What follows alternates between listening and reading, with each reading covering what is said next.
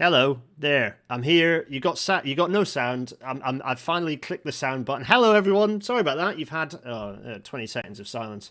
I'm here. My goodness. Oh, yes, you're live. You can see things. You can see we're talking about Wales. Good, good. Yeah, yeah. It's here. There we go. Oh, sorry about the delay. Just not good enough, really, is it? You should all be hearing me beautifully in nice high quality.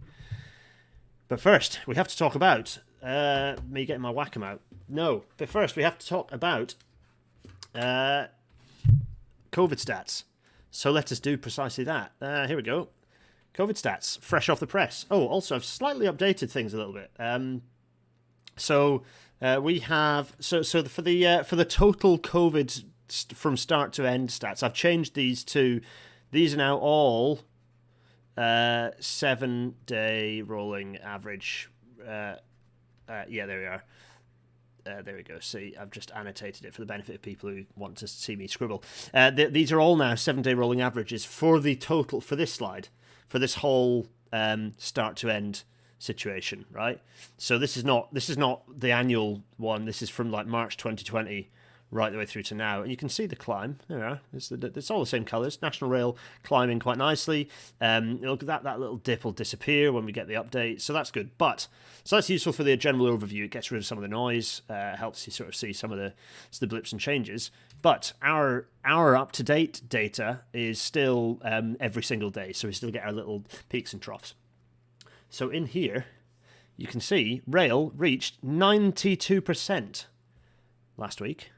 Actually, it would have been the week before. 92% is pretty spectacular. I wasn't expecting us to be reaching 90%, given that we've got reduced timetables and stuff. That only tells me that when the timetable is unreduced, there'll be an even greater surge. So anyone who's saying anything about rail having reduced ridership they just don't know what they're talking about. So crikey. These are national rail services, so they will not include Crossrail, folks. Those will not include Crossrail, I don't think. DFT, they probably won't. I think Crossrail's rail services will be included in the non-national rail services, but yeah, I think that's right, because it's a TfL service, isn't it? So, anyway. Oh, yes. Hello, Dom Does Coasters, watching this from 166 to Portsmouth Harbour. Oh, I gauge cleared those. Anyway. Oh, you can see there's the timetable change, and there appears to be absolutely no impact, arguably an increase in ridership since the timetable change. But certainly there doesn't appear to be any impact yet. We'll see. Maybe that's going to take a little bit of time to bed in. But yeah, anyway. Cripes. So that's the COVID stats for this year. Let's carry on. The news. Here we are. Global Britain destroys planet. This was one that I noticed, which is painful. There we are. Yeah, there's a possibility. Maybe National Rail does include Crossrail. I don't know. Someone go and dig into the stats. I don't know exactly how they've split those stats up. Anyway, I digress. The interesting thing here is that this weird sort of basically their windfall tax they've now introduced, which isn't really a windfall tax at all, to the oil and gas industry, to the energy industry, is bonkers, because in here is a clause, an investment allowance rate, meaning that for every £1 businesses invest, they will get a 91 pence tax saving. What? So this is essentially nationalising the capital investiture, like the capital investment side of energy companies, by which we mean North Sea oil and gas. Essentially, we're all personally subsidising UK oil and gas investment. This is bonkers. We don't get any of the benefits, but we don't get any of the profits. We don't get any of the benefits out of it. They make all the profit, and we burn the planet. This seems bonkers to me. Maybe I'm just odd, but that to me seems absolutely bonkers. So anyway, great, marvelous. This country is hopeless. What else? Egypt is investing in speed. Yeah, Egypt have just signed off an absolutely bonkers, huge. I mean, it doesn't sound like much, but it's a massive contract, €8 billion deal with Siemens for high-speed rail, for building a 2,000-kilometer railway network connecting up there, connecting up 60 sort of major settlements. It's kind of medium speed, so it's sort of low speed really by high-speed rail standards, but it's a 230 kilometer an hour system, capturing 90% of the population. They're ordering freight trains, they're ordering regional trains, and they're ordering high-speed trains. Pretty spectacular. Yeah, thanks to Alex Berry, by the way, on the Twitters for spotting this and tweeting it out. So I can't call that, but you can see that on dw.com. Go find that story. But yeah, super interesting. Lots of stuff. What else? Oh, German trains are all full again. So the €9 ticket has already been successful. This is or is about to be. People are already getting excitable about it.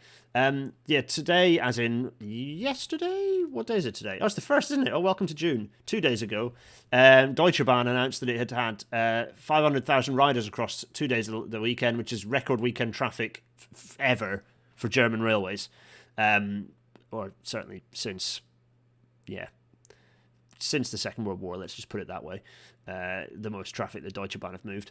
But anyway, yeah, this is just, it's, they're already exceeding 2019 pre-COVID levels, and this is before the impact of the €9 ticket. That €9 ticket is going to shoot ridership up. Essentially, what the problem they've got is, well, there are a couple of problems. Firstly, that Deutsche Bahn and rather the German government have just not invested in their rail network particularly. I know it looks great, and there's lots of things they do spend money on, but actually, as a network, it's not. It's a really mixed traffic network, and it doesn't work very well, and it certainly isn't very well optimized. And funnily enough, they're having a lot of the same problems we do, in that they've got mixed traffic railways that are not very good for capacity. So, yeah, shout out to Alon Levy's Pedestrian Observations blog. Alon has gone in; they've gone into a lot of detail in this blog, so strong recommend you go and have a look. Alon, stop tweeting about bloody World War III, though. Anyway. So, what else? Oh, London being squeezed. Yeah, the bus thing today. That was the news today, wasn't it? That Sadiq Khan's team have put out a bit of a scare tactic, but rightly so. A series of buses that are just going to get axed because of the stupid government funding chop that's being forced through London. So, anyway, a reminder to everyone that it's not London versus the rest of the UK. It's very much Treasury versus the rest of the UK. London is as much being, yes, they've had lots of major investment, great, good, but they're still being squeezed, and they're having to chop lots of that investment. London is what happens when a region or a city is given a decent amount of power to do their own thing on transport, and it's been a reasonable success. Treasury obviously now wants to burn that. Hence, so Adam Bienkov here saying, for all the recent excitement about Crossrail, this is the reality, which came close to being cancelled on Osborne. This is the reality of the current managed decline of London's transport network. Lots more cuts on the way as national government starves it of funding. Yeah, well put. So, what else? Oh, yeah, there's some good news, which is Scotland are doing things. Okay, yes, there are some serious industrial action issues in Scotland at the moment, and those need to get resolved big time. Government fix that. But there's some exciting things going on. So firstly, Aberdeen, Dundee, Edinburgh and Glasgow are all introducing their low emission zones. So the low emission zones are appearing. Hooray, low emission zones. This is good. More of these. There should have been a congestion charge in Edinburgh a long time ago. It went to a referendum for some reason, and obviously people didn't want it. That's not the way to bring these things in, frankly. But anyway, the transport minister is getting excitable about these low emission zones. It is really important, and these are starting to appear elsewhere. It's seeing the signage for Bradford's low emission zone as well. Actually, Bradford, a city up and coming, despite everything government is trying to deny it. So yeah, that's cool. Low emission zones are good. More of those. It's not they need expanding. They're not perfect, but it's better that they exist and then people start getting used to them and then they can be expanded than don't let the perfect be the enemy of the good in this situation. It's very much true. What else is Scotland doing? Well, today, just announced, half the press, the Scottish Government is announcing, it's continuing it now is officially doing its rolling programme of electrification, because frankly, it hadn't really been happening up till now. The green light for 55 million quid being spent to electrify up to just south of the Forth Bridge. So the section up to the Forth Bridge is going to get electrified. I think that a lot of people say there are big challenges in electrifying the Forth Bridge. There are challenges, sure, but it's not impossible. It's far from being impossible. I'm hoping that government will not try and do a stupid discontinuous section, and that they will actually electrify it. But in any case, that's a longer term plan, and you can do discontinuous if you like as a temporary construction solution. But long term, it shouldn't be the long term case. But it's exciting. They're electrifying the Fife Circle. They're looking at electrification, partial electrification, the Borders Railway. And some other bits and pieces. It's good. It's an actual rolling program. The key thing is that they're not afraid of using the phrase rolling program. All the rolling program means is that you have a map and you say that you want to deliver it by a certain time, and then you let industry decide which bits it's going to do. It's not rocket science. You just do a map. England has done that already in the form of the TDNS. Do that. Just say that's the plan, and say when you want it delivered by, and then let industry get on with it. Anyway, obviously, England ain't doing that. But yeah, it's exciting. It's good stuff. Also in amongst there, thanks to Philip Haig, thank you, pointing out that this interesting little tidbit in that is the fact that there's a competition to find new trains, new little EMUs with battery potential for East Kilbride, the Borders Line, and Fife. It's replacing 42 156s and 55 318s and 320s. Let them be Stadlers. They should be Stadlers, everyone. Yeah, so that is... Yeah, so and the reason I put Phil is because Philip is an ally on the whole low floors thing. He gets it. He gets the logic of it. There's no reason for them not to be. I think the fact they're in battery form will very much favour the now getting to the point of being reasonably well proven IPEMU Stadler solution. I know it's not actually running yet, but there's a lot of it's being accepted as definitely will work once this 777 is sort of actually running in service. Please sort that out with the unions, Merseyrail, because I really want to see those 777s out in action ASAP, as I'm sure everyone in Merseyside does too. Yeah, no mention of getting rid of HSTs, not officially yet, Gareth. No, Gareth Williams, hello. Not officially yet, but yeah. Well, let's see. Anyway, so things are happening in Scotland, which is good. Oh yeah, so this is go back to episode 57. If you're watching this not live and you haven't seen the first episode of this kind of mini series, which is Wales, a series, episode 57. What should the Welsh Railway map look like? Is probably worthwhile to have a watch. It was a fun episode, and this is going to kind of build on that. Don't worry if you haven't watched that and you're watching live, as everyone who currently is watching is. Hi everyone in the chat, everyone watching live. Don't worry, I'm going to briefly précis what this episode covered, but if you want more detail on it, then dive back to that episode. It's already 17 minutes past 7. Good grief. Let's get cracking. Let's do this. Right, welcome to tonight's Rail Natter, everyone. Welcome to tonight's Rail Natter. Hey!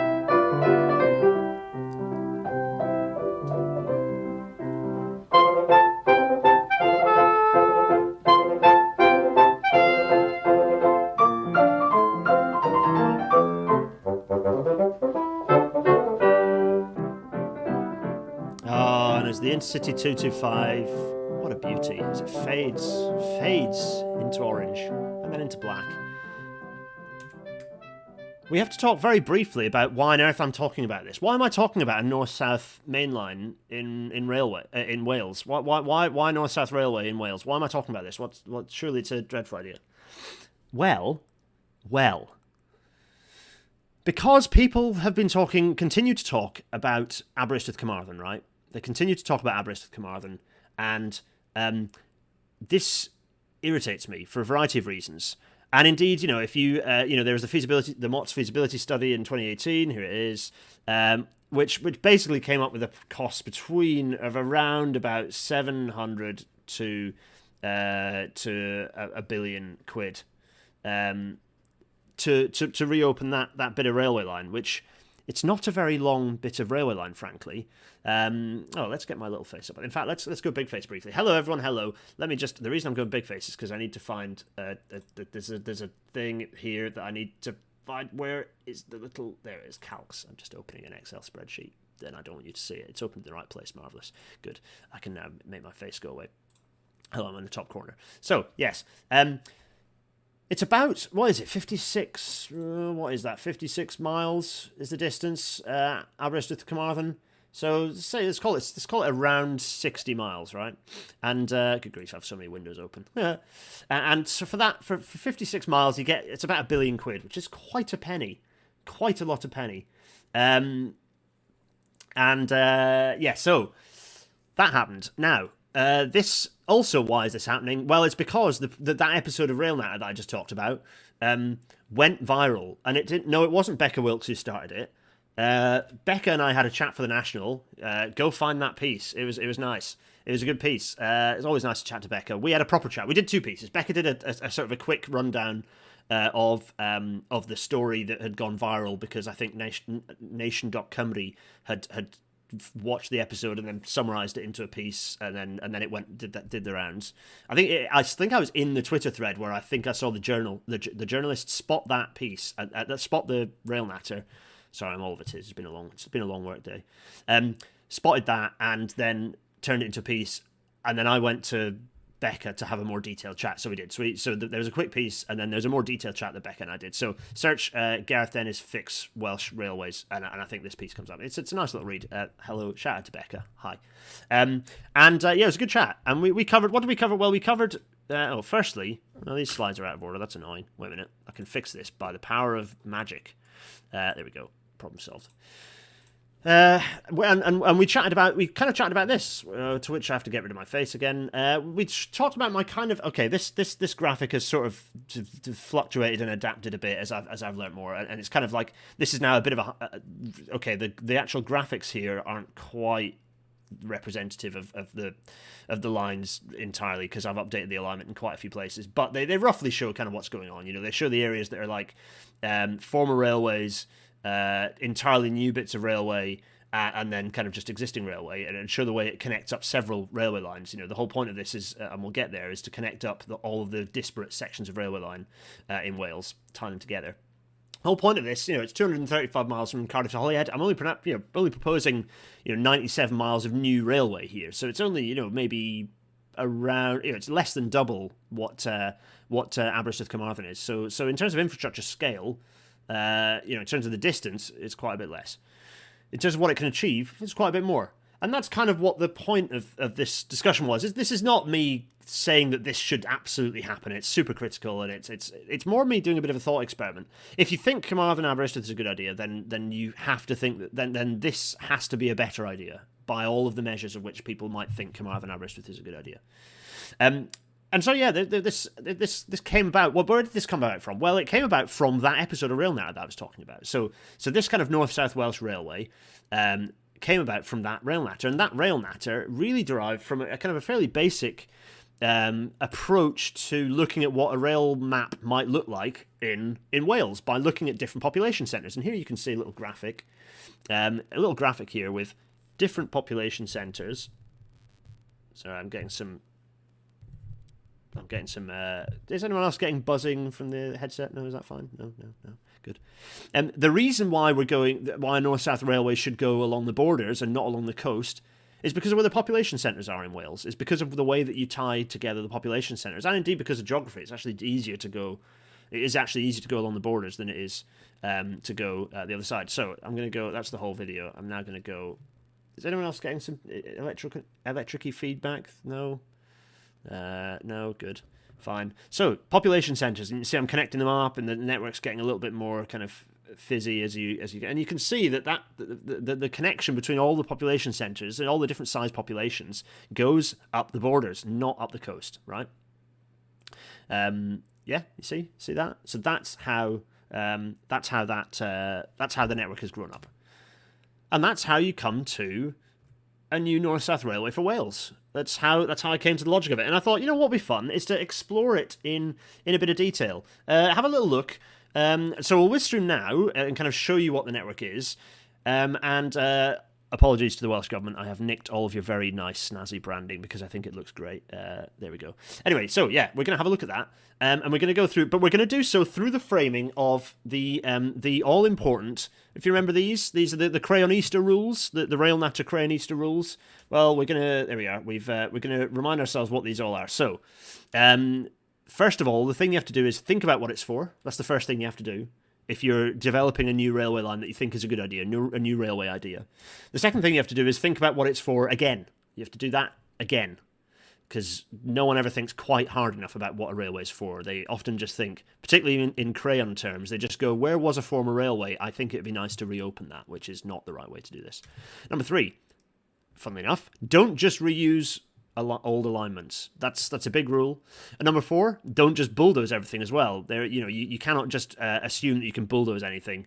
Number 5, Mimic real railway geometry. Well, thankfully, as a rail engineer, I have the benefit of actually knowing how railway geometry works and developing that, so that helps.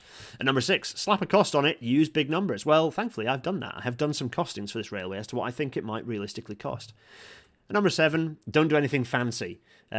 These are in a strange order, but the don't do anything fancy is really going, don't develop some bespoke,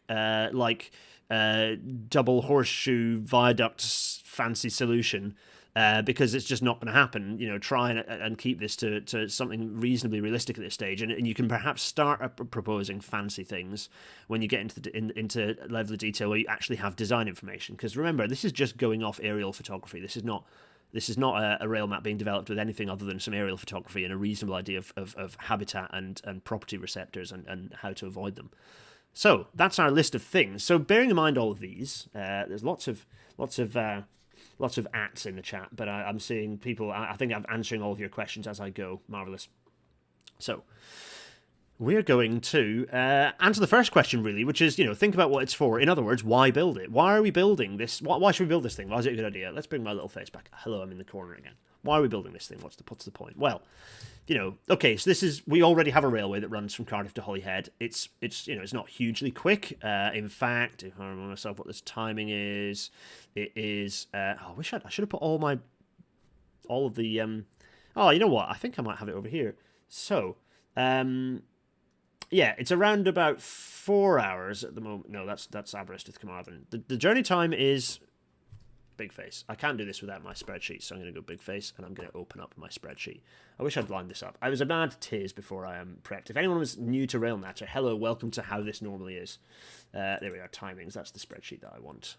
Marvellous. It's here. It's where I need it. Good. I can now go small face again. So the current time between Cardiff and Holyhead is about 4.5 hours, right? And that's a long time.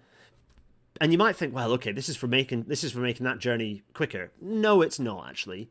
It isn't, because that's quite a long distance, and it's in fact it's a huge distance, and it's speed is not super critical. People aren't travelling from Cardiff to Holyhead, not many of them, every day as a commute, because that would just be a total waste of time. This is a kind of a longer distance regional route that does cover some serious distance, particularly the one that then keeps going from Cardiff round to Pembroke, which is a bit barking mad, to be honest. But anyway, that's not what it's all about. What this new line potentially is more relevant for, okay, there are benefits for Cardiff to Holyhead, but perhaps what's more relevant in this situation is maybe Cardiff to Aberystwyth. So this benefits the sorts of journeys like Cardiff to Aberystwyth. This it's the main route, and you might think, yeah, but that's what Carmarthen Aberystwyth is all about. Yeah, but it's not, though, because that line, the Carmarthen Aberystwyth line, is very, very weavy and slow, and it's in a geographical area that's a bit of a nightmare, and you're not going to get much out of it without bulldozing a lot of terrain. So, Cardiff to Aberystwyth, this offers some serious benefits for Cardiff to Aberystwyth. But also, it's not about the end-to-end journeys either, because, for example, Merthyr to Machynlleth, Merthyr Tydfil to Machynlleth is a very useful connection that currently is a pain in the backside. Merthyr is a major township in and of itself, and my proposals could, offer, bear in mind, I'm not wedded to my proposal. I'm saying my proposal. I'm just like doing something like this, building something like this offers you the sorts of opportunities where you can start connecting up. It's about some of those intermediate connections. So, like Merthyr, Machynlleth, or indeed, Brecon to Builth Wells. Currently, public transport connections between those two are not great. Everyone drives. Whereas actually, maybe a railway connection between these two might be quite useful. So, here we go. Will, no, I'm not talking about S-bands. Don't get carried away. S-bands is a totally different discussion for another time. Anyway, so Brecon to Builth Wells. Let us continue. So we've thought about what it's for, but we have to think about what it's for again. What's it for again? What could this railway be for? To do this, we're going to have a bit of a closer look. So really, why are we building this thing? What's the point? So here is a map. Will, you are getting your map appearing. So here we go. So here's a map, and this map is, you have to be very careful to understand exactly what this map is. This map is, where's my thing? This map is population density versus distance from a railway station, right? So you can see the areas that are that they're really suffering are the towns that are in the middle of these large areas that are kind of clearly just miles from a railway station. So there's Aberaeron, there's Cardigan, sorry. Down in the Gower here, there's some kind of higher population areas that are far from a station. You can see that kind of the Heart of Wales line there. You can see the Cambrian line there. There's a bit of a gap here. Again, gaps here. You can see this is, and you can see and the gaps. You can see the area. Exactly, you see the gaps here. These kind of darker areas, and the lighter areas are where there are existing railways. So there are other railways around that serve things. So let's get rid of my scribbles. The dark grey dots are this proposed line. So bearing in mind it's a mixture of existing and new lines. You can see where the existing lines are because they serve places already. There you go. Indeed, there's a bit being served there, and then obviously this bit being served. So that they serve there, but you can see areas that they don't serve. You can see areas that are not served. There's a gap. There's a bit of a gap there. There's a gap. So there are some gaps, right? And so that's so part of this is connecting up regions that are just massively underserved. And you might say, yeah, but look, Aberystwyth Carmarthen is underserved. We'll get to that because. Yeah, we'll get there. We'll get to talking about this area in a sec, using this map momentarily. Anyway, so you can see some big gaps in the valleys, by the way. More to be done. Anyway, right, so let's get cracking with the first section of this bit of railway. So I'm going to split it into 9 segments, if you like, and these kind of alternate of existing upgrades, of upgrades to the existing network and new sections of railway line. And so we're going to go through and briefly look at this. So here are some maps. We're going to briefly look at these.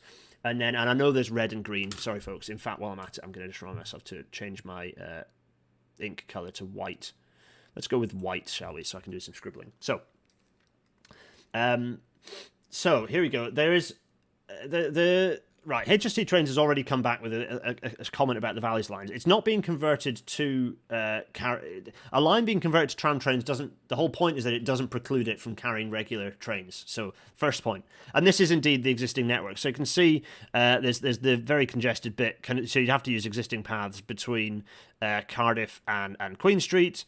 Then you'd come up the kind of the valley line, the Merthyr line, which is I can't actually remember what the name of the valley line is that goes this way, up to, and yes, I've kind of marked out Caerphilly because it's kind of a large, the main station of a large sort of suburban town. Caerphilly's a big old spot, so I've kind of picked that as as an intermediate station, and having an intermediate station. You don't lose much, frankly, and having at least one intermediate station will help with timetabling as well. So anyway, we're continuing up our little bit of... don't worry, we're going to be getting Google Earth up and looking at all this in much greater detail shortly. But so this is the first section. So it's about 12 miles, and kind of my prediction of what you'd be spending through here is about 150 million to do things like some signalling upgrades, maybe extending dynamic loops, those sorts of things. You'd also need to upgrade Ystrad Mynach as well. So you're going from Cardiff Central, Caerdydd Canolog, up through Queen Street, Caerphilly, to Ystrad Mynach, and there it is. There's Ystrad Mynach, and we'll have a look in detail at these later on, obviously. But let's see. Oh, there's all sort. Oh, the chat's going. Hello, all the chat. It's all going wild. Anyway, so this is upgrade. This is the existing network, right? So this is upgrades to the existing network.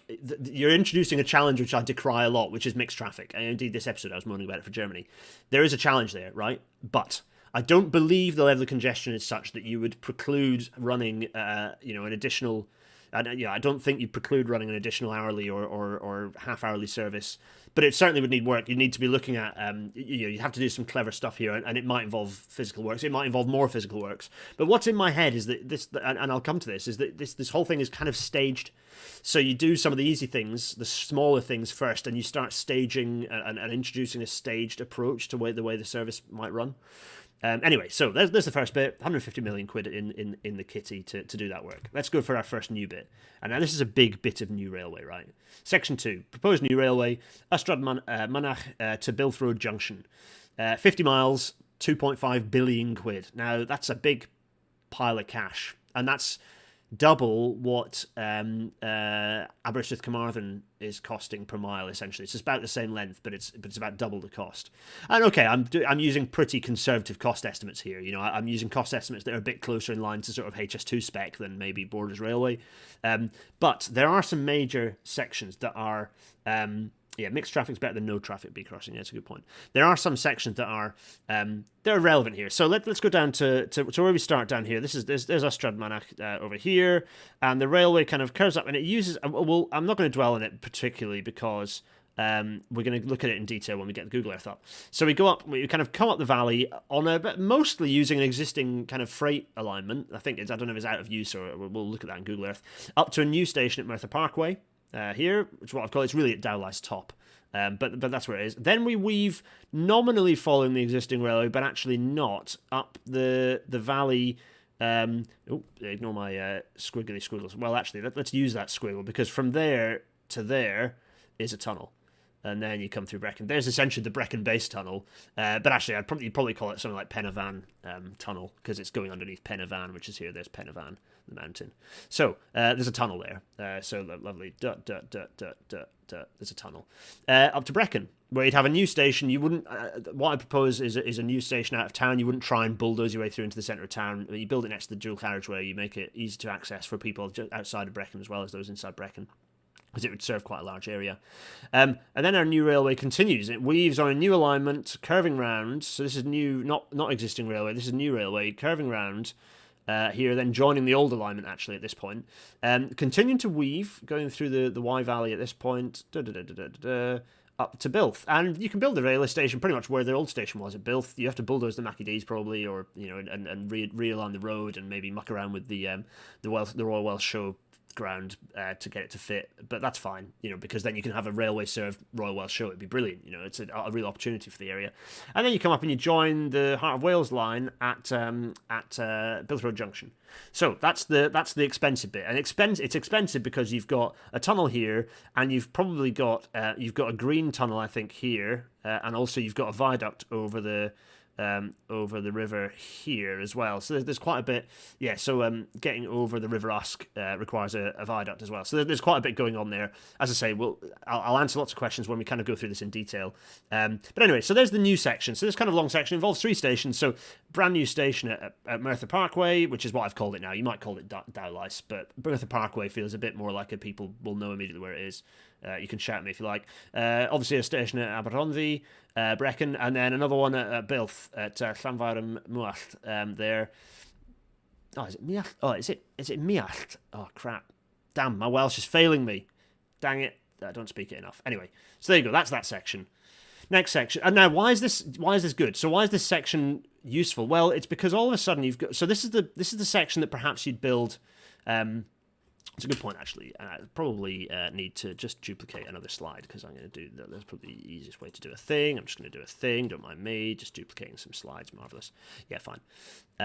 So that's that section. Next section is Llandrindod, which is easy enough, because you get from Bilth Road Junction, you weave up the existing railway. There we are. Fine. Heart of Wales line.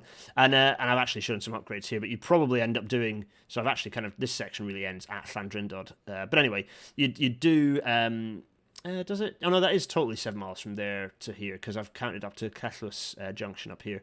So anyway, 7 miles, 110 million quid, and you'd probably look to do some reasonably heavy upgrades to the line, because it's a bit crap, really, the Heart of Wales line. And what you do with this junction here potentially could get expensive too, but anyway, we'll get to cash soon. 110 million quid for Bilth Road Junction to Cethlws Junction. Right, next section, another fun section. Again, diversions from where former railways exist. So this is 30 miles, about 1.6 billion quid. So coming up from Cethlws down here on a new, let me think. Yeah, it is on a new railway alignment here. So this is new, and indeed would involve a tunnel from about like here to here, and then a viaduct here. So that's a tunnel that kind of goes underneath or near. Is it Gaivron? Could be. Or Gawron? I'm not quite sure. The E-Bedol always throws me. Anyway, the tunnel there, so that's the tunnel bit there. There's the tunnel, and then you'd have a viaduct there to get over the River Wye. There, and then you get a station in Ryder at the same place the old station was. Go up here, and then rather than following the old railway, which does kind of this and weaves along, I would propose that you skip that and have another tunnel. Skip that, have another tunnel, But you could have a NAF alignment there, but I think you'd tunnel it as a. By the time you've built, there's a lot of sensitive areas there environmentally. I think you justify the cost on the environmental grounds primarily. Admittedly, there is like a Roman burial. There's like a Roman site there, but it's away from anyway. Yeah, you probably get away with it. But anyway, there's the railway, and then it nominally is following the former railway alignment. Oh, there's my scribbles going chaotic. Nominally following the existing railway up to Llanidloes, and then up from Llanidloes along here. Bit of a tunnel here to deal with some stuff, I think, and then up here, and then coming up to Moreland Junction. So here's Moreland Junction, which is the junction with the Cambrian line, so the Aberystwyth to Shrewsbury line. You got up to here. Happy days. There you go. That's that bit. You're all following me. I've lost the stream because I've got another thing on the. I've not lost the stream. It's over there. We'll get to all of your questions. Can come and. This alignment, by the way, speeds on this alignment we'll get to, but essentially this is a 90-100 mile an hour alignment. This isn't like a high speed alignment. This is like so rail focus. This is about 160 kilometers an hour railway. So all the curves, pretty much all the curves, you can do 90 miles an hour around, and there's quite a bit of shallower stuff and straights where you could go a little bit faster. But it's 90 to 100 miles an hour. If you wanted to do a higher spec, you could, but we'll talk about again. Think about what this railway is for. For me, this is a mixed traffic railway. This is a bit more like a bit like the sort of Austrian it's an Austrian regional railway that has a mixture of freight. Ideally, a decent amount of freight would use this. You'd encourage this to be a freight spine for Wales. You take what freight you can off the A470 and put it onto this railway. You design it to do both. You design it to carry a lot of freight, as well as serving the local stations like Ryder and Llanidloes, Rhaeadr, sorry, and Llanidloes are quite small places. They didn't appear on our map earlier, the one that our map of 5,000 plus population centres. These don't fit that criteria, but since they're population centres that you could scoop up for wider regions that are underserved by public transport, that's an opportunity that I think can be taken and should be taken. So that's this section, 30 miles, 1.6 billion quid. What next? What next indeed? Well, we are now on an existing bit of railway. Well, it's the Cambrian line, pretty decent quality bit of railway. There's a thing down here we'll get to. Moreland Junction, actually, I convert into a triangle, and then also upgrade Caersus into a 2-track station. So that's a bit of extra expenditure because that gives you the capacity to park trains to allow you to reprioritise the new north-south main line as the main line through here, so you'd rearrange that.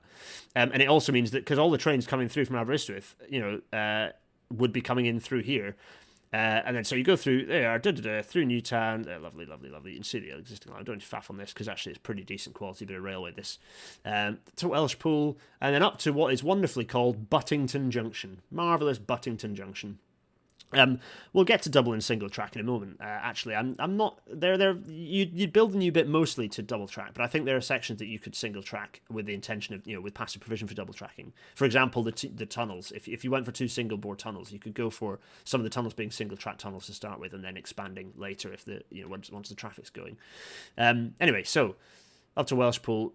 There and then up to Buttington Junction. Now this again, you can go off to Shrewsbury or up to on our new line towards Oswestry. But this is sort of this crossroads is probably going to be the busiest bit where you've got trains coming from Aberystwyth and disappearing off. It's an opportunity.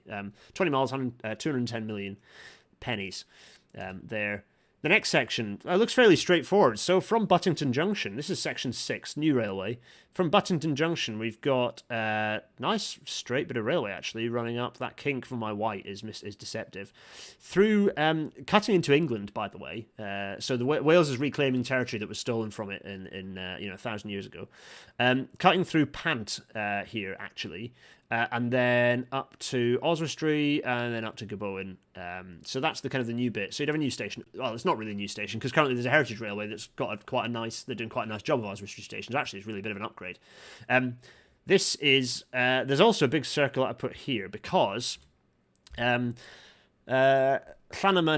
and Pant is it's in England, but actually part of the parish is in Wales, and I'm like. Not sure whether I think you probably would end up serving this area with a station, but I'm not sure where you'd put it, and there are a lot of variables, and the alignment's a bit rubbish. So I've not finalised on where I put a station there, but I think there should be a station there. So there we go. So that's this section, 16 miles. Most of this, by the way, exists kind of as a railway, but I'd propose that you have to do things to it to make it better. But yeah, like the junction up this end kind of pretty much exists, so that's a problem solver. Anyway, so there you go. That's this bit. The next section is running up from Gabowen. Obviously, there are stations on this section, but they're not stations that I propose to upgrade or call at within the main line. Into Wrexham General, you definitely need to do some remodelling. Wrexham General, we'll get to that. And then this section here, I'm going to dash because this is planned for upgrade anyway. This is planned by TFW for some line speed improvements, for some kind of journey time improvements, rather some various upgrades. So that bit. I'm not counting I'm kind of ignoring. I'm ignoring the cost of that section because that work's kind of already been done. So Gabowen to Shotton High Level via Wrexham. There we are. 24 miles, 120 million, including the station kind of works at Wrexham. This is the next bit though is a little but very useful upgrade. So there's 2 miles worth of railway, about 100 million quid probably.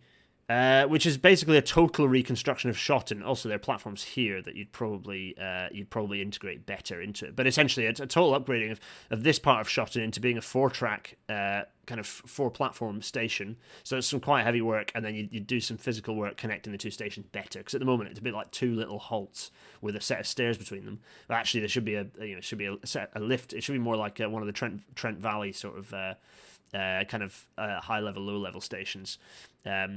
Anyway, yeah, so do your work at Shotton, and then obviously kind of instate or reinstate this curve this way. This didn't actually connect up the main line before. The cord existed, but it just went into the power station, I think. Anyway, so and you'd reprioritize the through route to be this cord bit, which means you'd end up needing to introduce a bit of a thing like this on the Borderlands route. But it's fine because it's all reasonably low speed on Borderlands, and everything there stops at Shotton or should stop at Shotton anyway. And then you time before the D viaduct. Anyway, there we go. It is Shotton High Level, but actually I think you should just get rid of it being high level and low level and just call it Shotton. Yeah, because it should become one obvious station. You might keep it high level and low level for clarity, but anyway. So there is what should happen at Shotton. 2 miles, 100 million quid. Much of that for the station, and then the last bit, section 9, really isn't. Again, this is planned for its own upgrades. North Wales main line is planned for its own metroification and upgrades, so that's fine. And journey time improvement work. So that's from Shotton over here, what I'm calling Connors Quay Junction, by the way, all the way to Holyhead via Prestatyn, Llandudno, Bangor, and Caergybi, Holyhead. So there we go, happy days. That's the quick rundown of kind of the route. Now this is useful because you can do things like, so this section here that goes up kind of cuts the corner off here. You can do things like going this way. You can skip off at Wrexham and go to Manchester. So you could use this as a quicker alternative route to Manchester. Oh, my face is in front of the text. Oh, never mind.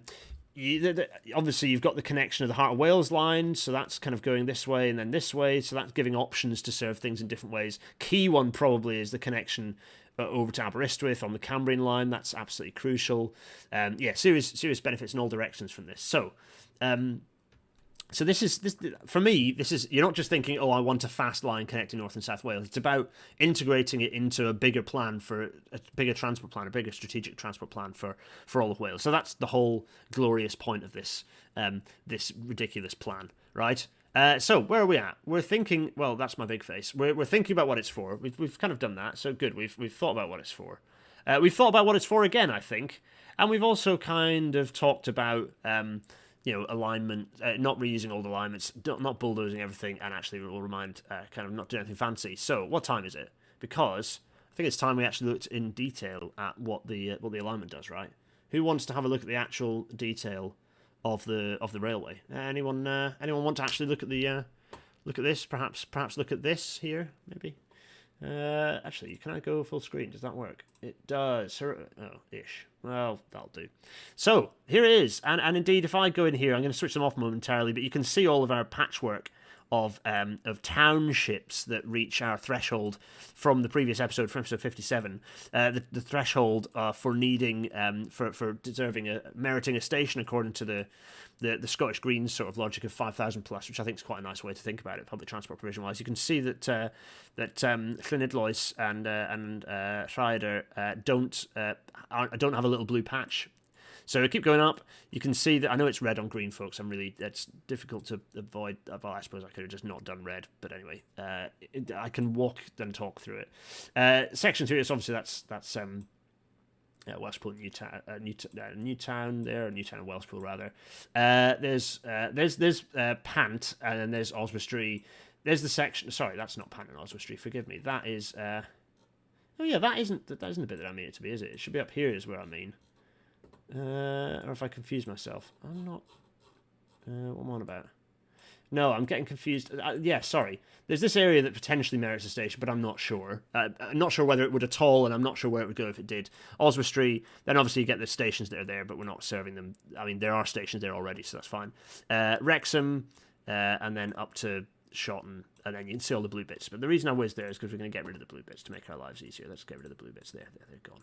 So, I guess you're kind of wanting to see what the route looks like in detail, right? So obviously you've got the you've got the fun. It's worth saying that the fun at Queen Street is going to be, this is a very constrained station, Queen Street, and so I think you'd need to do some physical work to enable the station to work. Particularly if you ended up deciding you wanted to have emergency turn back at the station, there's work that it would need doing. I think you'd need to do some expansion work. You need to a new bridge here, 4-track. There's stuff you'd have to do, and I think generally you're going to be looking at some upgrades to the existing network to enable some serious upgrades to the existing network to enable these proposals to work, right? So one of the things I thought about is whether I have a station at Caerphilly or whether you upgrade. What is the station here? It's got a funny little. What is the state? I can't remember what the state. There's a little station here. I think it starts with a T. Is it Taxa? What is this? Everyone in the chat, go on, help. Oh, put place names on. Would that be helpful? Yeah, I can do that actually. Let's do it. No, places. Is places going to help? No. How about that? Is borders and labels. Is that going to help? They've changed all of their... Is that actually going to bring anything up? It hasn't. Google Maps has sort of changed the way that it layers things to the point where I'm quite confused as to how... See, that's not useful. That's just put in a load of the adverts. And I don't want the adverts. Is that doing what I want? I don't really think it is, but anyway, yeah, a bit. Is it Lisvane? Anyway, there's a station here. There's the M25. We'll keep those place names on, and we'll see if that helps. Everyone can just, it is Lisvane and Thornhill, possibly to Herbert. Oh no, it's yeah, that's fine. It's under Moore. What? Oh, is it? Oh, really? No, I don't think it is. No, I don't want transportation. I could put transportation on. No, we could do that, I suppose. Yeah. Let's do that and see if that helps. Does that help? And then I can. Oh yeah, they're fine. You get the stations, places. We'll do that for now, and if that helps, then great. Anyway, so whizzing along here, we find our way to Caerphilly. There we are. There's nice Caerphilly. With Aber Station next to it, which is actually more central, isn't it? Anyway. As is the anyway, so I'm getting distracted by the right. Let's have a look at Astradmanach station here. So we get to the point where my little railway bulldozing starts occurring, and depending on what you do at Astradmanach, I think you'd have platforms on this straight. I think you'd remodel this to kind of essentially build curved platforms here, so that you could exchange. So people wanting to go up the valley still can, and people can come down the valley and exchange and hop onto these trains without going into Cardiff to get these trains. So I think that's one of the things you do. Then you'll notice, so this is an existing freight line here. There it is. You'll notice I'm proposing to do things to it that involve wibbling. So yes, when you get to the detailed alignment, you might find that you can achieve the speeds while sticking more closely to the existing alignment. But I've rationalized, or not rationalized, I've beefified the alignment here. Okay, this would have to be, that's mean. I'm bulldozing houses there. That's come out differently on Google Earth to what it has on my mapping that I've used on CAD. So sorry, those houses, they're gone. Anyway, no, they wouldn't be gone. Obviously, you'd fix that. But anyway, so this section broadly, I think it's all 500-meter radius minimum curve. So you're not slowing down much more than 60 miles an hour. There's some kinks that I suggest you get rid of. For example, this one, and that one. And also just get rid of this curve here and make that straight. There's some things you could do likewise that side to just tidy this bit of railway up to make it less like that and more like an actual railway. So there that goes off serving a big pit. At this point, you start climbing up the hill. Bearing in mind this is an electrified railway, as it should be. You can go up steeper hills than a former railway might have once been all right with. Why it's disappeared in there? Never mind. So that's then going through here. So we're then curving round the back of Merthyr. So this is where, let me just turn it so it's north-south. There we go. That makes it a bit easier for you to see. So there's our section coming up here. That's nominally following that former bit of railway. It is still being used. Thanks, Haley. Yeah, that is still being used. So basically you could, and that sort of work you wouldn't have to do immediately. You can stage this, that if you want to get speeds up, you can fix some of the corners and stuff, but actually you wouldn't have to bulldoze it from the off. So you can do that up here. Then you have to curve around the back here. The alignment here will be, let's say, vertical alignment here would be fun, but not impossible. It looks hillier than it is this side, actually. Come around here. Now, annoyingly, they're the process of doing stupid and horrible things here to the main road, to the head of the valley road, which shouldn't be happening. But anyway, they are. So in order to dodge those, you kind of have to go over the top. B&M's getting flattened. I think, is it an Aldi? Something else. The way I would do it is you'd rebuild those. You'd rebuild those up. You'd pick another area, site perhaps, and build those elsewhere. But warehouses with shops in are easy to re-establish, frankly. So in order to get the railway through there, you'd put the station in this bit. You'd then get the height to get over the new road that's there. So you'd have to bridge that. And then you'd curve around. So this bit would be tight. This is 300-meter radius, I think. So this is a bit slower. Avoiding the existing rail, kind of nominally tied to the existing rail, then escape from it again. And then, for the most part, my proposal is that you would not be running your railway on the route of the Brecon Mountain Railway. You'd be above it. So that the existing mountain railway could essentially stay in place. Oh, very good point. And actually, while I'm here, so yeah, let's just remind ourselves. So where will it go? So yeah, we're starting at Cardiff Queen Street. And we've chatted about that and chatted about how that's going to, how that will need remodelling and reworking, I think. Talked about Caerphilly a bit. You might, actually, it's a good point. It's Caerphilly, you probably end up what is it already? I presume it's just a 2-track halt. You probably 4-track it. Ystrad Mynach, extra platforms so you can have an exchange, I think. And then you got to Merthyr Parkway, which is where we are. Google Earth. Yes, so that's Merthyr Parkway. And you're exactly right. What I would suggest you do from there, this is our first new station. 2 things you could do. The first is swap the dual carriageway here, screw the dual carriageway, like bus lanes on either side, dedicated bus lanes on either side. If not, like just a bus to start with, then bus lanes, then ideally turn the central reservation into a tram line, because you've got a nice alignment here that they've built a dual carriageway on. So let's convert that back into tram line. But anyway, for now, to start with, you could just have shuttle bus, like a decent shuttle bus, and that would bring you down to Pentrabach. I think connecting to Pentrabach, because you've got that dual carriageway, it'd be more reliable, rather than curving your way, weaving your way into Merthyr Tydfil, I think. But you could do that as well. You'd obviously, it would be, this station would get tied in with multiple buses. But I think TfW should have a kind of a dedicated, kind of fast shuttle, non-stop shuttle between these two stations, because building a railway connection between these two stations or using Merthyr's existing station is just impossible. It's not possible to get in and out of Merthyr without basically bypassing it. But it gives you a new station serving a slightly different population. It's also useful as a parkway on the heart, that big road. Essentially, you build a big car park and it can act as a parkway, potentially as a parkway to get into Cardiff as well. So there are opportunities there, I think, in the way that it'll get served. As I say, this is very much a mixed traffic railway. So that's what I do there. You can fit nice straight 200-meter platforms in there. Very nice, just about. But yeah, you're bulldozing. What are we bulldozing? B&M, Home Store, Carpet Right, and Pound Stretcher. Well, just and also there's a carpet shot. Yeah, Trade Price Sofas. All of those 4 are getting flattened, but that's fine. You can just move them. fairly cheaply. Like, it's quite cheap to rebuild those. That's fine.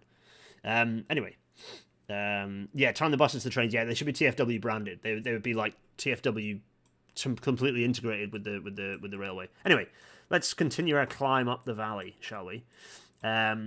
So, as I say, the old railway would be left to its own devices. The new railway would be graded such that it has as smooth a gradient up what is basically a really steep hill as possible, to the point where here you need a viaduct. So there's a viaduct needed here to get over what's a bit of a valley. So there's a bit of a valley here. So there's a viaduct needed. You get a nice, snazzy, sexy... Okay, you refine the alignment to possibly try and get the viaduct onto a straight.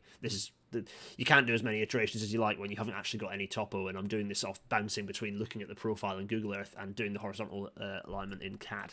But anyway, and likewise, you need to work out a viaduct to get over the Pontisil Reservoir, kind of over the viaduct here. I think it'd be cool. Why not? If you're going to spend the money, make a very sexy bit of viaduct with a nice curve on it going around here. Fine, simply supported. Nothing too fancy, but because frankly, you need to be getting onto the other valley, which means you need a bridge and to maintain the height, because it's a very steep climb, so you need to keep that going. This becomes quite a steep viaduct, by the way. Anyway, so the practicalities of that can be explored when you have more detail. Likewise, you end up needing, the way I've done this, you probably correct it. At the moment, you need a bit of a viaduct to actually work that, but actually you'd actually just correct the alignment to avoid it, so you might climb a bit further up the hill and then dig your tunnel. So yes, at the moment, because of my alignment, that gets too tall for an earthwork, but actually what you do is correct the alignment and go round. But needs must when you've got a limited amount of time. There'd be a lot of earthwork, there'd be a lot of physical work to do. There's no avoiding it, and it's a beautiful area, so this would be challenging. It'd be really challenging. This would be a nightmare. But this is the most complex part of the route, is this long new section, right? Always interesting, the reservoir here, which is empty. If anyone's interested in empty reservoirs, there's a cool one up here that you can go and have a look at. That's fun. Anyway, we're going under Pen y Fan. We're doing it. Here we go. And where's my thing gone? So Pen y Fan there, straight underneath, and then out the other side. That's the only way to do it. You're not going to... I don't think you should use the old railway. There's the old railway weaving away. It's just a waste of time, though. I've cycled it. It's rubbish. And it ends you up facing the wrong way. It's just... it faces the wrong way. You'd have to do turn back in Bracken. It's just a mess. So what I propose is that you come down... obviously, there are challenges from an environmental perspective on this whole route. I've done some level of importing and looking at... triple SIs and SACs and ancient woodland, but the reality is that this is obviously just a high level. It's a talking point. This isn't supposed to be the be all and end all. It's just to give you a theme and an idea. But this is where I'd build the Bracken Station. Actually, I'll be on a bit of a curve. It's not ideal, but it's a fairly flat curve, and I think it's a 1,000-meter radius curve. So you build it. You connect up to the dual carriageway. You'd improve the connection there, so it's easily connected. Regular bus into the centre. But I think that's the way you do it, rather than working. How on earth do you get into Bracken? It's very difficult. You could attempt to do something around the back maybe and come through, but a lot of this has been entirely built on it's just going to be very disruptive, right? Better to kind of build the parkway, shuttle people in. I think that's the way you do it. So it's not steep enough to need pinions. It's not it's not quite that steep. There we go. You need. So this is where I talk about the green tunnel. Is actually cutting through this bit of scrubland here. It's not so special that you can't bulldoze it, but it's special enough to reinstate something nice on top. So I'd green tunnel it, and then you come out onto the viaduct over the Usk. So that's the viaduct there, and you go over the top of it. And again, it's sticking broadly with the existing. There's already a dual carriageway here, folks, so people can't get too unhappy. Stick with that. And then new alignment. So not sticking with, again, avoiding the old railway alignment here. The old railway alignment weaves off this way. We're avoiding it. Going for a faster alignment, following the main road on our way up. I'll keep going. Again, skipping bits of old alignment, going over the Y. There we go. Okay, there we go. Marvellous. Erwood. As you can see, you can basically mostly follow the existing, but I'm not tying myself to it. For example, here where it cuts off, you've got all this lovely woodland and stuff. Actually, skip that. Go through the fields. Tie in where you can through the former station at Erwood. Curving round, and then, where you can follow the alignment, but there are areas where the alignment is bendy and you can skip it. So you can see it's a bit pixely there. I'll let it catch up with myself. New housing development at Bracken could outfund the station. Absolutely, yeah, that's true, very true. There we go. And then we get to Bilth. There's Bilth Wells. And you can see there's the Burger King. It's a Burger King, not McDonald's. I do apologise. This is where the station used to be. And I think what you'd do is you'd rearrange the... You'd have to reconstruct... Okay, I'll tell you what will be tricky here. And I'm not denying it'd be a real pain in the backside. Is working out how to get the road over the railway here. That'll be really hard work. Doing it with a bridge might mean that you have to do something like a bit diversionary with a new bridge and then tie-ins. There'd be works here to get that to work, but it has to be a bridge. There's too much traffic going in and out of the showground to not build a bridge over the railway. So you'd have to work that out somewhere. There'd have to be a bridge somewhere. So to get that, but work that through here. You can see the old railway, kind of slightly different alignment. You'd have to kind of shuggle the main road here because the main road and the railway have sort of got too cosy. Stupid bypasses. Anyway, then the old railway continued off under Bilth Well, what used to be a 2-level station at Bilth Road, but I'd propose that you'd come up, make a mess of this person's nice garden, and tie in again. Ideally, that you'd turn the main line. You'd make this the main line alignment. I've not for other junctions. I've catted up what it might look like. I haven't here because the vertical alignment and the fact there's an overbridge, a highways bridge, is just a bit of a pain in the backside. So making that work, I'm just nominally showing it because there's no point faffing with showing what it might actually look like there without knowing the details. But anyway, that's how you'd broadly get your way. I don't know why Burger King is showing and actually calling it Bilth Wells isn't. But anyway, fine. Then you're onto the Heart of Wales line, and there's not much to say about that, really, other than there's Llandrindod. There it is. Look, lovely. So there's that. Make sure the platforms are 200 metres long. Make sure the offsets are nicely corrected. Some work to get 2 tracks north of there, I think, and as much 2 track in the south section as well, I think. And then you get to what I'm calling Keslos Junction, which doesn't exist as a junction yet, but that's what I'm calling it.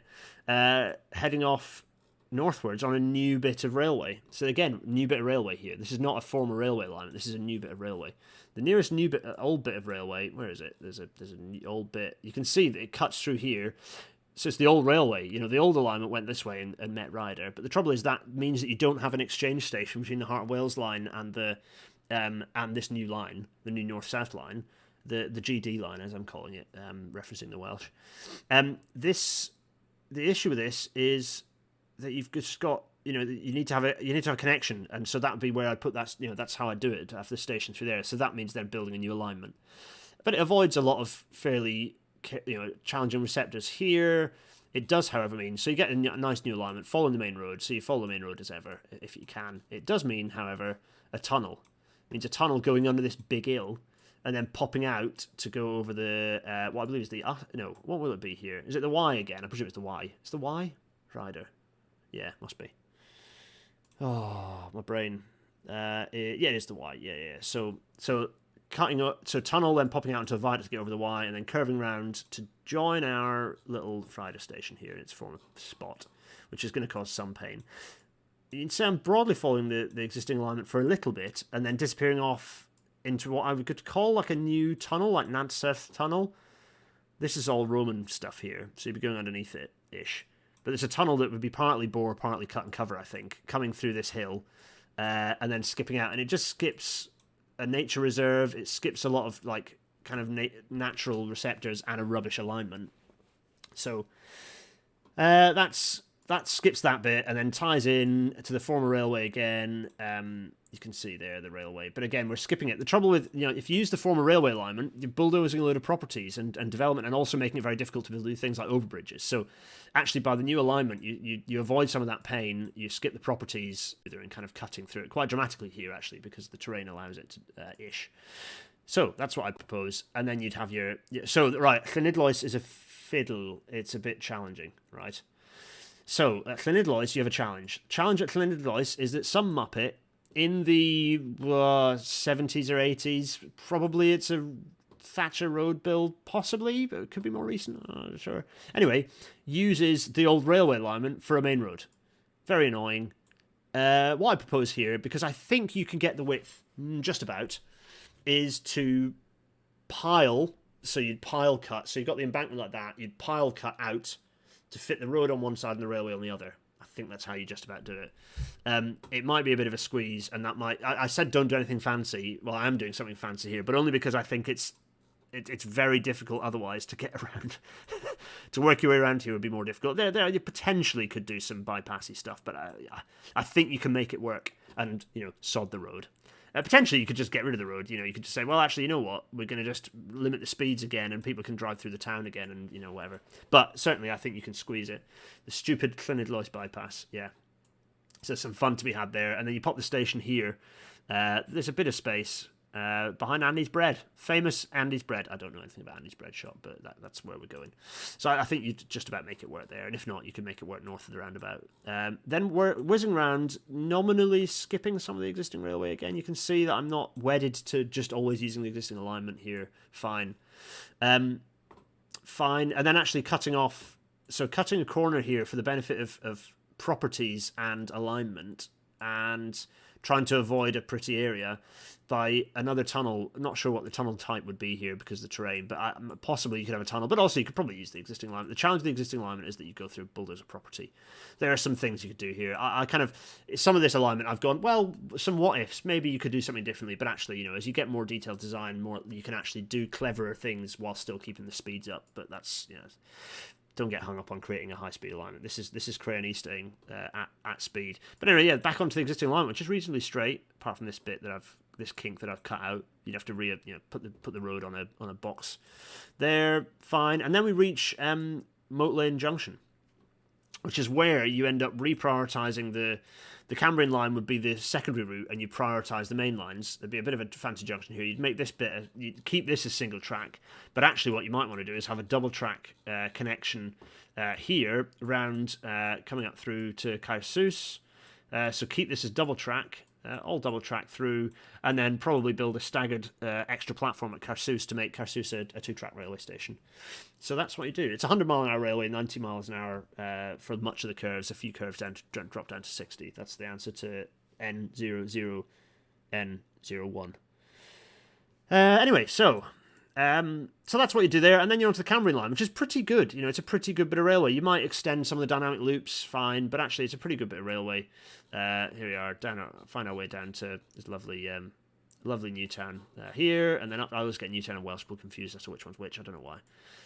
Is that some railway? Yeah, it looks like it is. Is it?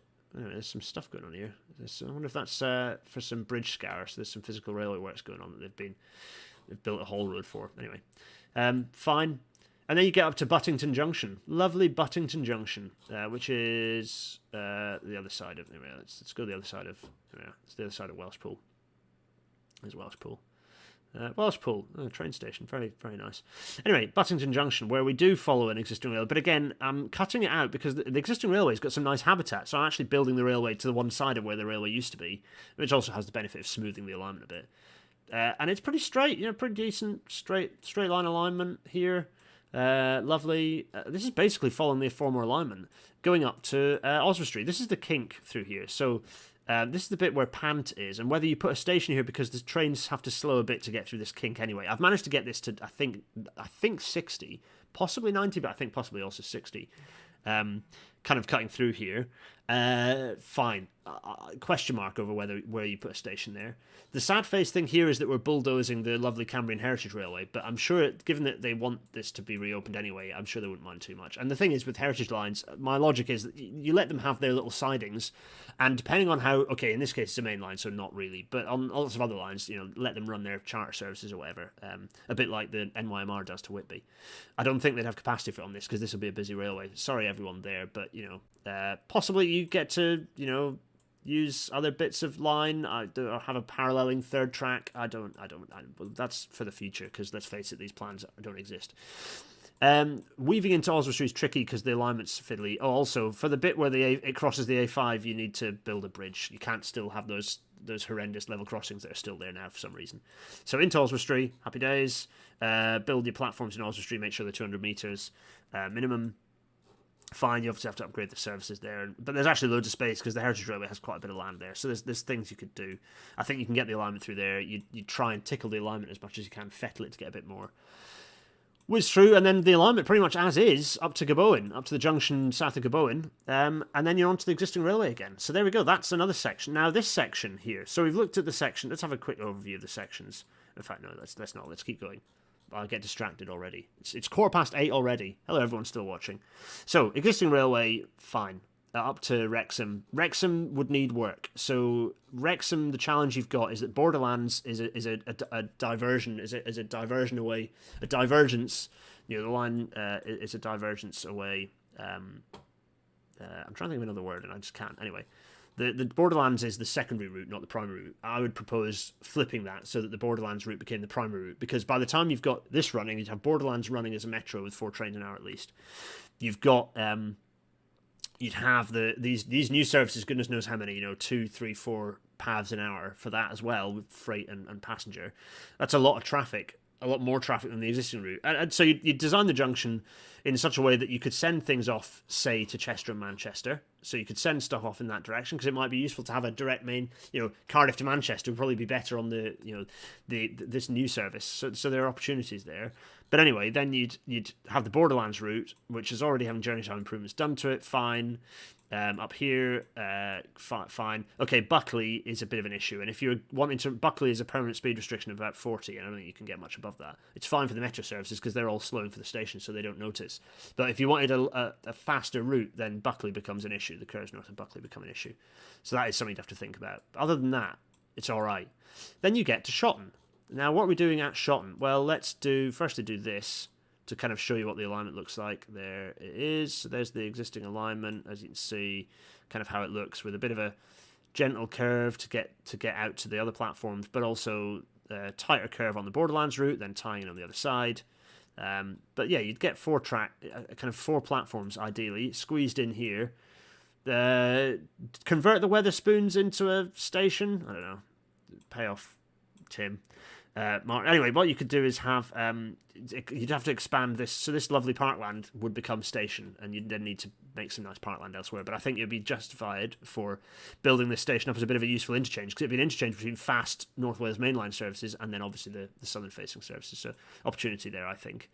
And then you connect onto the North Wales mainline. Happy days. And then away you go, which is again already having work done to it across to Holyhead.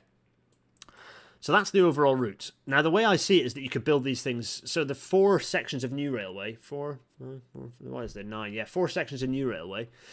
For example, the Shotton stuff you could just do self-contained, already quite useful, right? That's already quite a useful connection that could be done. And people have talked about that for a long time. The Wrexham remodelling work could be done. You could expand the scope of the Borderlands work a bit and do that as part of it. The new, this section here between, Buttington Junction and Gabowen, including Oswestry, a lot of that exists already. So that's quite a major bit of railway line that you could build quite quickly, and it cuts out Shrewsbury. So that's kind of useful for providing it. You could divert services. You could perhaps have an Aberystwyth to. You could have an Aberystwyth to Chester service that goes via Oswestry. There are things you could do to not do too much messing up a paths on the existing network, but providing new services. To serve Oswestry and kind of cut that corner. So that there are some benefits to be had there. There are also benefits then of building this section, which is, don't get me wrong, a pretty major bit of civil engineering. Building the section between Llandrindod and Carsws, essentially, so up to Moreland Junction. Doing that bit, again, that's the bit that then wins you some serious... Then you can run Aberystwyth through on that new bit, and then run those trains down, either down that side or perhaps... you build a triangle, you complete the triangle on the Heart of Wales connection up there. Where is that connection? It's at where is it again? It's at, what station is it? I forget. Ugh. Craven Arms. Oh, of course it is. Yeah. So basically, you complete the triangle at Craven Arms, and maybe you run the services, the Aberystwyth to Cardiff services that way. That's maybe a way you do it. But there are ways and means. So you could, again, these provide opportunities without you having to do the whole thing. And then obviously the most substantial bit of work is the new tunnel under the Breckens. That's clearly a massive piece of engineering, and serving Brecon is that is a major bit of engineering. The point is you can do this sort of split up and separate. So there are opportunities. I think the way I've thought this through. So it comes back to the what is it for section. I think it's for lots of things. It's to achieve lots of things. Freight is using the Heart of Wales line. Freight is using the Welsh Marshes line, certainly. Sorry, Freight's not using the Heart of Wales line much, but it's certainly using the Welsh Marshes line. Where can you divert some of that? What A470 traffic can you get off the A470, off the main roads, and onto rail along this route? I think there are opportunities. And there you go. You can see the existing lines in light grey faded. You can see the existing open lines in white, the former lines in grey, and then our lines, for those who are colourblind, you can't see them. But for everyone else, they're in red there, because TFW is a red colour, etc. I should have used one of the other TFW colours, shouldn't I? Anyway. HST trains. Martha saying so many service pattern question marks. Yeah, and I've not explored those in detail because for me this is about opportunities. It's about so many different options that you could have. There are things you could run there'd be an end-to-end service. Sure, you divert the Gerath onto this perhaps. But there are also lots of opportunities for sort of interconnected regional services going in a few different directions. So I see this as providing opportunities to turn the Welsh Railway network into that.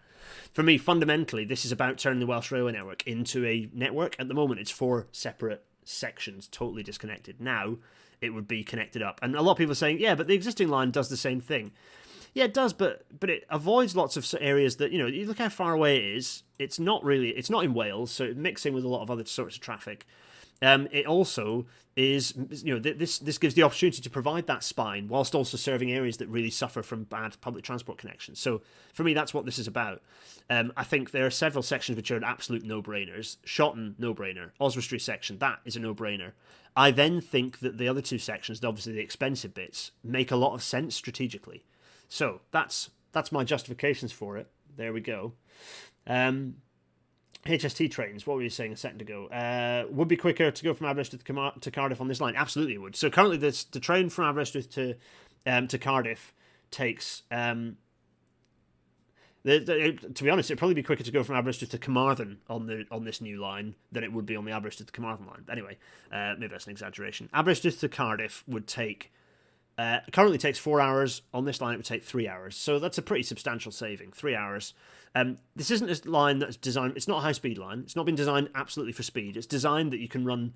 it's designed as a kind of a bit like those sorts of European railway lines that you see in sort of Central Europe, in Austria, in sort of southern Germany. There, particularly, I'm thinking of Austria because the terrain's quite similar to some of those sort of low alpine lines, where you have kind of it's serving lots of towns. It's used by a broad mixture of different types, traveller types, but it provides, Aberystwyth to London then could be, actually probably still connected to Shrewsbury, but certainly, Aberystwyth connecting to different places is better connected, and you're getting rid of a lot of potential road traffic. You're opening areas up to opportunity for tourism. Yeah, lots of things like this. Martha Lauren makes a key point, which is if your goal, with 80% of trips around here by car, if not more, frankly, in quite a few of these areas, there's an endless scope for more services if your goal is mode shift. Absolutely, Martha. Thank you. It's all about mode shift. So, do the devolved nations have to follow the 3-to-1 business case model? Wales can also borrow $1 billion. Yeah, Wales can borrow $1 billion, and maybe the way that you do that is that Wales borrows $1 billion to build the sections of this. So even this bit can be split into sections, that you deliver. But I think this is the most expensive and complex section because what was that? It was about £2 billion, wasn't it? So that's complex. This section, not quite so much. So that section there was about 1.5 billion. So again, it's expensive. There's complexity there. The expense comes a lot from the tunnels and the viaducts. But anyway, food for thought, I think. B Crossing. We've got there's a video with John Stone, John's first appearance, where we talk about what we can learn from other countries' railways. But I'd love to do some more about Austrian railways and about what I think we can learn from Austrian railways. I think cross country have some things they can learn. I'm going to do an episode about cross country at some point. Now let us get back to our slides, shall we? So, I didn't really. So, okay, Marth Parkway. Yeah, we got a station at Brecon, station at Bilth, station at Llandrindod, station at Ryder. Station at Llanidloes, Caersus gets an upgrade, Newtown gets upgraded, Welshpool, bit of an upgrade, Oswestry, new station, and it gets claimed for Wales. Put a Welsh flag on the station, obviously.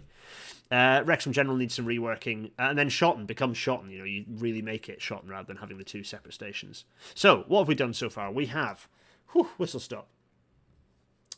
We have, yes, Peter. Hello, Peter. Yes, we're going to do an episode about cross-country. I might message you about that, actually. Anyway, if you're on the Discord, shout at me in the Discord. Think about what it's for. Well, we've done that. We've kind of done the think about what it's for again. We've done that. We've said we're not just reusing old alignments. I don't think that's a very good way to think about the future. We're also not bulldozing everything. We have done things to avoid just bulldozing things. I can promise you that this mimics real railway geometry. Actually, it doesn't include transitions. But that's fine at this level. That was a bit ASMR, wasn't it? Sorry, everyone. And what about costs? So I've talked about the big costs. We've kind of talked about this. Well, I've got a spreadsheet which I'm going to throw up right now because I can. Let's get the old costing spreadsheet over here. Here it is. Look. So my costings, assuming some pretty standard numbers. So no, not that. There we are. Station remodeling upgrade and there we are. Our stations here, so you can see I've gone for the classic 20 million for a new 2-track station there. I've gone for like some mixed prices of some of the upgrades. So I've said 20 million for Cardiff Queen Street, could end up being more. 40 million for the new Shotton station. Interesting that someone said 50 and they have gone for 40. That's interesting. Let's see, and yeah, so Wrexham General, 20 million quid for the upgrade there. Again, track remodelling, that could, but if you mix that with Borderlands, you might be able to do some extra stuff there. So for that's the stations, and then if we look at the whole lot, I can see I've broken down by unit cost rates for the new railways is 20 million per kilometre. So that's kind of, you can see there's the existing upgrades which I've done for 5 per kilometre, 5 million per kilometre, 20 million per kilometre for the new line. There we go. I've got viaducts here, and the rate I've got for that is 70 million a kilometre and 80 million a kilometre for the tunnels. So those are quite high numbers, actually, relatively speaking. So they're more in line with high speed stuff. But I thought, for me, slap big numbers on it. Let's not pretend that this is going to be a cheap bit of, like, it's not. This isn't cheap. This is a major piece of civil engineering. You'd expect it to be cost cash. This is UK rates as well. I'm not taking European rates. Actually, the data I've used is the cost data I've used is from the audit of the cost of HS2, and they look at cost of new railways across Europe, and so those numbers are quite interesting, and they give some high level figures that you can refer to. But these match with sort of other projects, so other big viaduct projects or bridge construction. And particularly, borders and other railways cost about 20 million a mile. So I've gone 20 million a kilometre to be a bit conservative. So there we go. So yeah, I've broken down the costs here. Assuming 0 for North Wales and Borderlands, fine. But yeah, that's all my costs. So that's where I've got my cost build up. So minimum 5.3 billion. I know this is small, but you can zoom into the YouTube. Minimum 5.3 billion, and then maximum I've got 7.4 billion with a plus 40% on it. But whatever, it could be more. So between 5 and 8 billion is what I've said. So there we go. Yes, there could be all sorts of clever funding models to sort this out. David Netherwood's saying, what do you think about rail property model from HK to help for funding of stations? Yeah, I think that's an opportunity here, but the Wales needs more devolved power to do it, I think. But that's certainly an opportunity. Funding-wise, there's a whole episode on that, isn't there? I'm trying to keep this within the hour and a half, so let's jump back to that. So we've done the costs, haven't we? Marvellous. How much might it cost? I'm forgetting what order my slides are in. How much might it cost? Well, what did I say? 5 to 8 billion. I'm using my mouse, not my Wacom. That's dreadful. Let's come on. It's going to cost 5 to 8 billion. There we go. Everyone in audio only. I'm so sorry. 5 to 8 billion, I reckon, for that. Yes, that sounds like a lot of money. But if you split it into the individual projects and kind of look at the benefits of each in turn and think about the way it fits together, but also with a view to strategic mind, I don't think it's that crazy. If you talk about 1 billion for Aberystwyth Carmarthen, which we'll get to, by the way, then I think 5 to 8 billion is not a crazy thing to talk about for a line that's actually useful. Now, why am I saying that? What about Aberystwyth Carmarthen? Why am I being so mean about this proposal? Let's have a look at population density. So clearly there is a bit of you know what I need to do? I need to change colour at mouse. All right, it's just good in colour back to red. There is clearly population density here, right? A railway, reinstating the former railway through here. Okay, so we've got that. You can see there's much lower population density here, although, by the way, joined. We've joined the dots on some of these. We were actually doing some quite useful stuff to connect up these dots and actually make a useful north-south railway. Anyway, let's zoom in on this area, going back to Will's population density versus distance from station map. Now, here is the kind of the more densely populated area that's kind of around Cardigan. Here's Aberaeron. Aberystwyth is up here. And then you've got the Heart of Wales line going up here. Fine, lovely. Where does that new railway go, by the way? The one that's very slow and would cost £1 billion. It goes here. So it's skipping Aberaeron. It's skipping Cardigan. It is going through a few of the major population centres. Well, not this one, actually. But it's not really joining up quite a few other population centres. And this area, the reason this has got a big orange patch is because there's quite a lot of quite disparate, spread around villages and towns through here. As I said in my chat with Becca Wilkes, a railway is not the right way to serve this journey. A bus is. You have a number, whatever bus. The number, say it's called the number 10, right? And you have the number 10A, and you have the number 10A to E, and they all take slightly different fanning routes that mean that that maybe you get one bus an hour in this area here, right? But then by the time you're getting in here and getting into Carmarthen, they've all connected up, and you've got maybe 5 buses an hour. You know, so that they're providing that core where they need to, where the population density, and maybe actually, so if you imagine the buses, maybe they sort of fan out and then they come back so you might the buses doing kind of this, you know, and this and maybe doing this, and maybe one doing kind of this, or maybe doing this, and then you know, having all these options, and they fan it, and buses are the right, and you can do that tomorrow. You know, you can literally plan this and say by the end of the year we're going to have these buses. We bought the buses, run the service, done, right? That's what the area needs. It needs that level of rapid provision. And you can have Aberystwyth, Carmarthen, good connections, tied into the railway timetable, treated the same way. Wales is doing this stuff already by integrating transport. They're already consulting, as the consultation if it's still open. So, this should be served by bus, not by rail. And spending £1 billion on that is just the wrong thing to do when you could be serving it, frankly, better with a bus. Trains are not always the solution, folks. They're not always the solution. And this, for me, is a key example of that. But I've waffled on. What indeed are everyone's fideliae? What are everyone's thoughts? Thoughts? Did I just say th? Oh my goodness me. The fideliae. Oh dear me. Just everyone. Just my Welshman pass has been denied me. Those are the thoughts. Let's go big face. That was a thing. We covered that. Hello to all 150 of you watching. I hope you enjoyed that. I hope it covered the information you thought it might. I enjoyed that. What else are we kind of covering? All sorts. But anyway, thoughts. There were so many ats in there, but good. Yes, good, lovely. What else is people saying? B Cross is saying, insert this line better with buses. Reminds you of the Beeching report. Well, yes, except that in quite a lot of ways, if buses had been properly integrated with trains, that wouldn't have been wrong. Go back to the Beeching episode, is all I can say on that.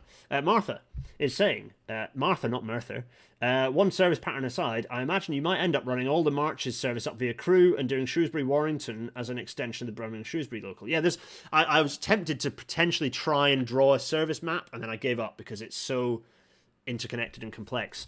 The thing that Beeching and you know, ministers at the time didn't do is integrate transport modes. They just saw no reason and value to connect them and integrate them. And then obviously deregulation obliterated everything. That's not what's happening here. You know, we're in a totally different situation. The Beeching report is behind me, above my head. It's there. Reshaping of British Railways is behind my head right there. Anyway, so are people enjoying it? Hello, Jamie. Hello, David Netherwood. Hello, everyone. Yes. Alex Longley is saying, seems like an excellent proposal. Yeah, I'm not suggesting there are lots of other railway things we need to be doing, but I think this is it has genuine merit, not just as a nationalist project to give Wales its own railway network, but actually it's a genuinely useful interconnector that would provide a freight route. It would be really valuable. I think it has to be joined up thinking. It has to make sense. Martha, yeah, Beeching would have been right in various cases if we had integrated buses. Yeah, for sure. Now. Floor, you ask an excellent question. What would we call this railway? What would we call it? I open that to you, so I'm going to do that as a bit of a poll, or a bit of an open question as to what people think this railway should be called tomorrow, because I think it'd be fun to have that going over the bank holiday weekend while we try and ignore what's going on in London. I think it should be fun. I think that's a fun question to see what people say. Yeah, so I think there are opportunities here. HST Trains, I know you've been DMing me about the connection between Birmingham, South Wales,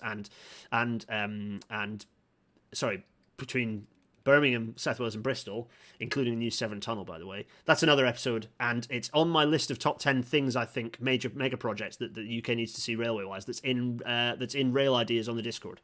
Talking of which, let's tie this episode up. Oh, how do we get a Rail Natter representative elected to the Senate? Yeah, well, we are the new constituency, right? Anyway, you're all lovely and awesome. Floor, you're right, it needs to be marketable so it might get traction, for sure. I'm going to wrap the episode up because it's past 8:30 and I've already screwed up my times. So, right, let's go rid of my face. Everyone, that was so much fun. I enjoyed that. It's available in audio-only form. For those of you who are joining in audio-only, hello. This will have made very little sense without the maps. I'd recommend watching it on YouTube, but also some people just like listening to it in the background while they, make scrambled eggs or whatever. Hi, John Stone. And all the others who listen, actually. More and more people tell me that they do listen. I'll do chuck more questions. I'll tell them. I'll answer them at the end. So throw a few more questions at me. Make sure you at me in so I spot it. So, Patreon.com/GarethDennis for the Patreon to support me to make more of these episodes, because I have a 9-to-5 job, and so every minute I spend doing Railnatter stuff is time I'm not spending with my lovely wife, or having a social life. So making it paying a little bit helps me to kind of justify that. Masket.co.uk/collection/Railnatter. Go there and buy John Elledge We Need to Abolish the Treasury mug. Do that. PayPal.me/GarethDennis to throw abuse at me, and pennies if you fancy. GarethDennis.co.uk/Discord is where all this chat happens, continuing indefinitely. The crowd in there are wonderful. It's a very friendly place. There's hundreds of just railway band nerds who care a lot about transport and see bigger picture. I care a lot about this community because we're not people who just get adenoidal about steam trains. We're not people who just go on about reversing beaching. We actually care about seeing transport, seeing railways as part of an integrated transport system. And everyone in the Discord server kind of is on that same page. Lots of very clever young people, and some oldies like me, and some even oldies. But it's a wonderful place. So shout out to everyone in the Discord. I love you all. Apart from those who get blocked. No, jokes. Actually, no, we've had only like one or two incidents in what is quite a long time now with that Discord server. It's honestly, basically, as from an admin and moderator perspective, we don't need to do anything because everyone's so lovely. So absolute shout out to all of you. Next. Well, not next week at all. No, I nearly said next week. No, coming up, for all of you who want a date, there's now a date for the resumption of the Archipelago series. Episode 56, The Rise of the Rail Bus, is in some weeks. It's on the 26th of June, 2022. It should be happening, pending any major disasters or updates. But that's when it's coming out. The Rise of the Rail Bus. So if you're into that sort of thing, join. But if you can't wait for that, an excuse to join Patreon is that you get to watch tonight me open up the save and see if it works in the new update. So if you want to see me cry when it doesn't, then this is where to go. Join this stream. The link is through the Patreon-only areas of the Discord. I'm going to post it on actual Patreon as well. Come watch. It's going to kick off, I think, at 9. I don't know what time I said it was kicking off. I don't know if it was supposed to kick off now. Hello Ailey, of course you're on here as a mod. Only had to ban 3 people the whole time. Yeah, I know, and I think one of them was, it's fine. They were all lost and needed help, actually, so it's good. Sorry, I'm getting distracted. Return to the Archipelago series, let's go, but it's happening in half an hour. I'm going to give myself half an hour to breathe, and then we're going to do a stream for maybe like an hour and then kind of go into the save and see it all and test out the new features of the new update. It's going to be very exciting. We're not going to advance the gameplay, so no one's missing out on story if you can't be bothered to subscribe to Patreon, or like quite reasonably don't have £1 to spare a month because it's the cost of living crisis. But so you're not going to miss out on anything if you don't watch it. But if you just want more content, if you're a hog for the content, then subscribe and come watch this tonight. Next week we're finally doing my elaborating on my system of doing a better job of categorizing mass transit systems. My categorization technique, my flow diagram, is getting rolled out, so I have to think about it. Oh crikey, I have to actually think about that and create it. But anyway, that should be fun. So it'll be shorter. So what you need to do in advance of this one is find all of your stupid transport systems that you think will break my categorization system. Bring your systems, folks. That's what you have to do. Episode 117. And that's that. What are the questions we had? We had a few questions coming through. Also, absolutely trans rights, Martha. Yeah, for sure. Just going to shout that out. You can see the progress flag behind me. Where's the questions? Would you opt for ERTMS signalling throughout, upgrading existing sections? Yes, absolutely I would. David Shepherd, would you be able to get funding for providing relief on the English lines in the Welsh border? Maybe, but who knows? Funding's a nightmare, and this government hates everyone, so difficult to say. Where are we? Does it justify the label mainline if it's only a regional 90 to 100 mile an hour railway? Yeah, because mainline, it's not just about speed, it can be about capacity and about what it's carrying. If it's carrying an intensive service, rightly so. Well, shout out for your density maps. They've been working for a while, but I used those in the previous episode, didn't I? So they were just, I used them as a bit of a visual aid more than anything else. Railnatter live in Cardiff when, says Dave. Ooh! Well, indeed. Because of life events have meant that I haven't done the next York one when I intended to, which should have happened about now. The next live one will be in Cardiff, and it will be before the end of the year. Ooh, exciting. There you go. Michael C. Will you do similar episodes for other proposals? Yes, I plan on doing similar episodes for other proposals and looking at what they look like. I'll work through my top 10. I think one of them is this. Anyway, so that's fine. What else? What other questions? Yes, agreed, Will, on that. Inverted commas, it's a bus. Yes, agreed. That does count for the line 1 of the Paris Metro. Right, enough of this. Oh, if I could start a study, Flora, if you could get to start a study tomorrow into this railway line, how long would the process be until services could run on it? Oh, very good question. 15 years, a long time. This is not a project that would happen overnight. Particularly the big section, two major sections would take a lot of time because they'd have to. It's slow to get through planning with these things. The process of getting people to be happy with with where it goes and who it impacts on would be hard work. Yes, so. Let's see. Right, that's enough of that. Enough of me waffling. I'm 8 minutes beyond when I should have finished. You're all wonderful. Thanks so much for joining, and I'll see you tonight or next week or whenever the next thing is, or on Twitter. Cheerio, everyone! Cheerio! Cheerio! Cheerio! Wait a minute. I can't say cheerio yet. I'm gonna do it now. Now I'm gonna wave vigorously. Oh, thanks to TFW, by the way, and also thanks to Smorgasbord for your excellent branding, which I've stolen to make this look more official than it should be. So everyone in the Welsh government who's angry at me, sorry. That's fine. Bye, bye, bye, bye. Land of my fathers, take one.